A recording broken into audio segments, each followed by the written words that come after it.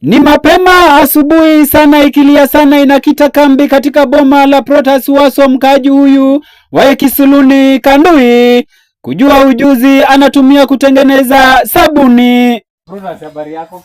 Nzuri sana. Sana baba. Leo nimefika kwako. Karibu. Hii ndio kazi unajishughulika nayo? Ndio kazi tunafanya nayo. Leo sana ikilia sana imefika hapa kwako. Karibu. Nataka tujue mbichi na mbivu jinsi unafanya shughuli zako.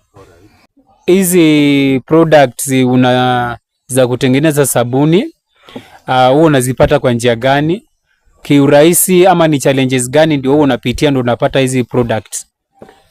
Sasa singine tunaendanga na season kupata hii product kulingana hasa upande wa Christmas. Tukiwa na jam tunategemea itoke Nairobi na Kisumu, lakini sasa singine tunakuwa na jam which is inaweza kuwa juu bei, ama sasa singine ukisema bei imekuja juu, lakini tunajaribu kupikana na hiyo maneno. So tuseme inalingana na season.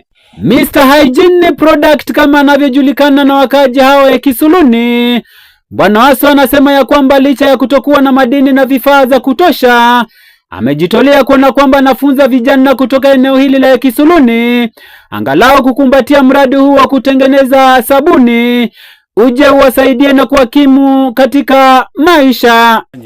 Hapo nyuma nilikuwa nafanya peke yangu. Nikafika mahali nikaanza kupata jirani na youth wakaanza kuniunga. Wakataka pia site ya kuanza kutengeneza hii sabuni. Na hivyo basi Bwana Protas anaiomba serikali ya jimbo la Bungoma angalau kusikia sauti yake na kumpiga sapoti ili akaweze kuendeleza kuwafunza vijana kutoka Kisaluni jinsi ya kutengeneza sabuni. Ningeomba gavana wangu aweze kuniangalia na kunisaidia ili niweze kusaidia watu wa mbali kulingana kasi yangu, kwa sababu wengi wanapika simu wako mbali na siwezi kuwafikia. Sasa nasikia, si kusikia, naona Didmas anasaidia watu. Mheshimiwa Didmas anasaidia watu, na muomba kwa heshima kulingana naona watu wamempenda, si ndio? Na muomba nisaidie ili niweze kupata nafasi yenye naweza kusaidia watu wa mbali.